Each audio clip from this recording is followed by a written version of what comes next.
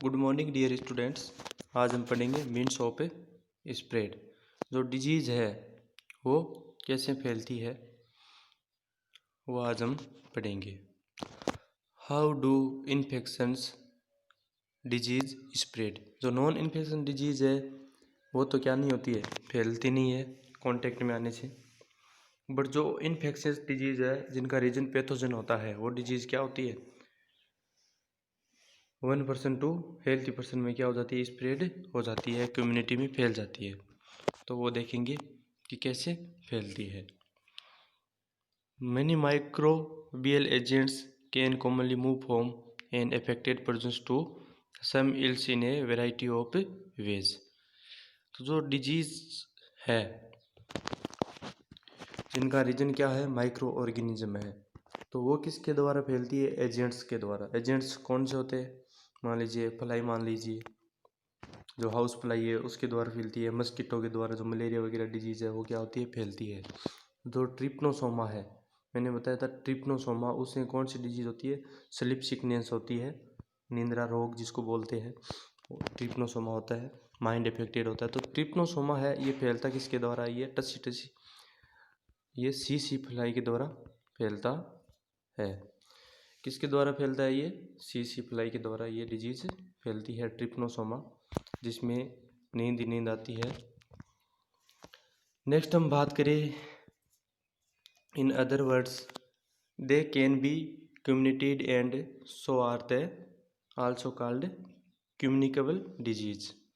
और ये डिजीज़ जो है इन्फेक्शियस डिजीज़, ये क्या होती है, कम्युनिकेटेड होती है, यानी affected person to healthy person में ये फैलती है, तो इनको कम्युनिकेटेड होती है, तो इनको हम बोलते हैं कम्युनिकेबल डिजीज़। इनको हम बोल सकते हैं, कौन सी डिजीज़ बोल सकते हैं, कम्युनिकेबल डिजीज़ बोल सकते हैं।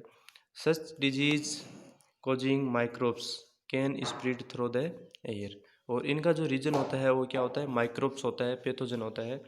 This occur through the little droplets throw out by an infected person वो स्नीज और कफ्स।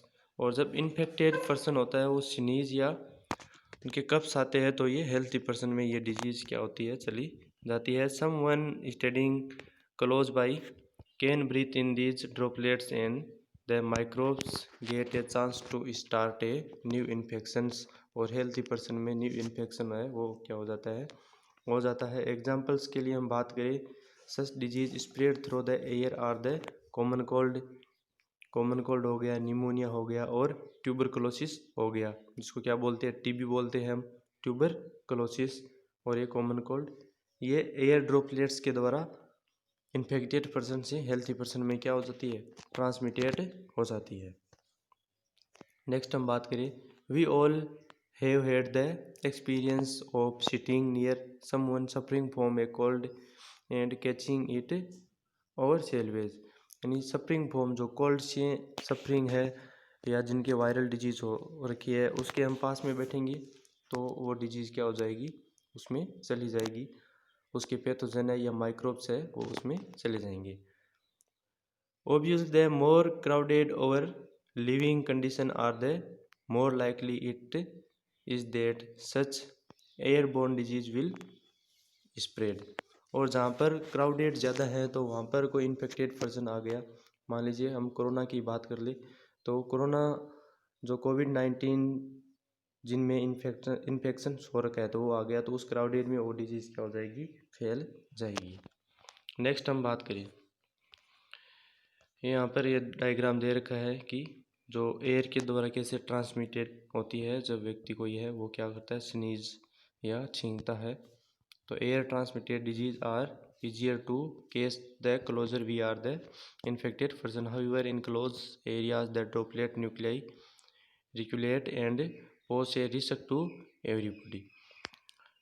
ये जो डिजीज़ है पैथोजन से होने वाली, माइक्रोब से, तो ये एयर के द्वारा भी फैल सकती है। जब कोई पर्सन है वो क्या करता है, छींकता है तब, तो लार्ज ड्रॉपलेट्स है यहाँ पे, वो तो देखो फ्यू सेकेंड में क्या हो जाती है, ग्राउंड पे चली जाती है। और इसमें जो इन्फेक्टेड पर्सन से जो हेल्थी पर्सन में जो ड्रॉपलेट जाती है वो minute droplet nuclei carried in air currents for minute 2 hours. तो ये जो ड्रॉपलेट्स है ये सीधी चली जाती है। स्मॉल ड्रॉपलेट्स है ये क्या हो जाती है, एवेपोरेट हो जाती है। Disease can also be spread through water, और डिजीज़ है ये वाटर के द्वारा भी क्या हो सकती है, स्प्रेड हो सकती है। This occurs if the excreta from someone suffering from an infectious gut disease, यानी जिसके इंटेस्टाइन में क्या हो सकती है, गट मीनिंग जो स्मॉल इंटेस्टाइन है उनमें क्या हो रखा है, इन्फेक्शन हो रखा है। तो एक्सक्रीटा जो इसका वेस्ट मटेरियल है वो मान लीजिए जो वाटर रिसोर्स है उसमें मिक्स हो गए और वो वाटर ड्रिंकिंग कर लिया तो उससे क्या हो जाएगी, डिजीज़ हो जाएगी। सच एज कोलेरा, कोलेरा जो हैजा है वो हो जाता है get mixed with the drinking water. जो कोलेरा है वो कौन सा बैक्टीरिया से होता है, विब्रियो कोलेरी से होता है। Drinking water used by people living near by.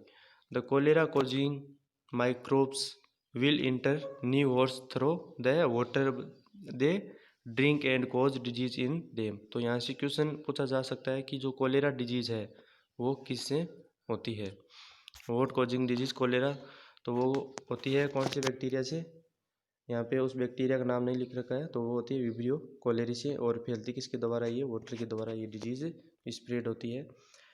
In the absence of safe supplies of drinking waters, यानी ड्रिंकिंग वाटर की सप्लाई जब सेफ नहीं है, कहीं से पाइप लीकेज हो रहा है, तो वहाँ पर मान लीजिए ये इसके जो पैथोजन है वो इंटर कर गए उस पाइप में, तो ये घरों तक पहुँच जाती है ये disease. The sexual act is one of the closest physical contact two people can have with each other, और जो एड्स जैसी डिजीज़ है वो सेक्सुअल कॉन्टेक्ट से भी फैल सकती है। एड्स की जो फुल फॉर्म है वो क्या है, एक्वायर्ड इम्यूनो डिफिशियंसी सिंड्रोम, यानी जिसमें जो इम्यून सिस्टम है वो क्या हो जाता है, लॉस हो जाता है। एड्स होने के बाद में जो नॉर्मल डिजीज़ हो जाती है वो भी क्या नहीं होती है, ठीक नहीं होती है। नोट सरपेंशियल, there are microbial disease such as syphilis or AIDS that are transmitted by sexual contact from one partner to the other. However, such sexually transmitted disease are not spread by casual physical contact. Casual physical contact include handshakes or hugs or sports like wrestling or by any of the other ways in which we touch each other socially. Other than the sexual contact, the AIDS virus can also spread through blood to blood contact. और जो ये ads है ये blood to blood contact में भी फैल सकते हैं। मान लीजिए किसी पर्सन का ब्लड हम अदर पर्सन को दे रहे हैं, तो उस ब्लड में यदि एड्स का वायरस है, HIV वायरस है, तो उस ब्लड के साथ में भी जा सकता है। कॉन्टैक्ट विथ इन्फेक्टेड पीपल और from an infected mother to her baby during pregnancy और थ्रू ब्रेस्ट फीडिंग। और ये जो एड्स है ये मदर से उसकी बेबी में भी जा सकता है प्रेगनेंसी के टाइम और जब ब्रेस्ट फीडिंग, यानी उसको मिल्क पिलाया जा रहा हो तब। We live in an environment that is full of many other creatures apart from us. It is inevitable that many disease will be transmitted by other animals. और एनिमल्स में भी डिजीज़ है वो क्या हो सकती है, फैल सकती है। These animals carry the infected agents from a sick person to other potential host। यानी एनिमल में भी बहुत सारी डिजीज़ के जो पैथोजन है उनका क्या हो सकता है, होस्ट की तरह वो क्या करते हैं, वर्क करते हैं। यानी एनिमल्स में कोई डिजीज़ का पैथोजन रह रहा है तो एनिमल से ह्यूमन में भी वो डिजीज़ क्या हो सकती है, ट्रांसमिटेड हो सकती है। These animals are thus the intermediates and are called vectors. और इन एनिमल्स को क्या बोला जाता है, वेक्टर्स बोला जाता है। जैसे हम बात करें जो मलेरिया डिजीज़ है वो प्लाज्मोडियम से होती है, तो वो फैलती किससे है, फीमेल मस्कीटो से फैलती है। The commonest vector we all know are mosquitoes. जो मस्कीटो है वो वेक्टर है और वेक्टर हम पढ़ चुके हैं। In many species of mosquito the female need highly nutrition food in the form of blood in order to be able to by mature eggs. Mosquito feed on many warm blooded animals. जो warm blooded animals है उनको mosquito क्या करते हैं, feed करते हैं। जैसे human हो गया इसका एग्जांपल। तो इन्फेक्टेड ह्यूमन से जो मलेरिया डिजीज़ जो प्लाज्मोडियम है वो दूसरे पर्सन में चला जाएगा जब इन्फेक्टेड पर्सन को वो बाइट करके और हेल्थी पर्सन को क्या करेगा, बाइट करेगा। In this way they can transfer disease from person to person. तो इस प्रकार से जो डिजीज़ है वो हेल्थी पर्सन में क्या हो सकती है, ट्रांसमिटेड हो सकती है। और यहाँ पर देखो ये डायग्राम दे रखा है हेल्थी पर्सन में किस तरह से डिजीज़ आने का जो खतरा रहता है। ये देखो यहाँ पर ये क्या है, इन्फेक्टेड पर्सन है, ये यहाँ पर छींक रहा है, तो ये बॉल्स की फॉर्म में या ड्रॉपलेट्स की फॉर्म में बाई एयर के द्वारा हेल्थी पर्सन में आ सकती है सीधी। और इनडायरेक्ट कॉन्टेक्ट से भी ये डिजीज़ आ सकती है। इनडायरेक्ट कॉन्टेक्ट जैसे ड्रेस है उसके द्वारा आ सकती है, और जैसे जो कॉफ़ी कप है या टी है या ग्लास है उसके वो जो पैथोजन है चिपक के आ सकता है हेल्थी पर्सन में। और एक दूसरे से डायरेक्ट कॉन्टेक्ट में कैसे एक डिजीज़ जब हाथ मिलाते हैं तो आ सकती है, या किस करते हैं तब ये डिजीज़ क्या आ सकती है, ट्रांसमिटेड हो सकती है। और बाई फूड के द्वारा भी ये डिजीज़ आ सकती है इन्फेक्टेड पर्सन से हेल्थी पर्सन में। और जो मलेरिया जैसी डिजीज़ है जो प्लाज्मोडियम फाल्सीफेरम से होती है वो मस्कीटो इंसेक्ट से आ सकती है।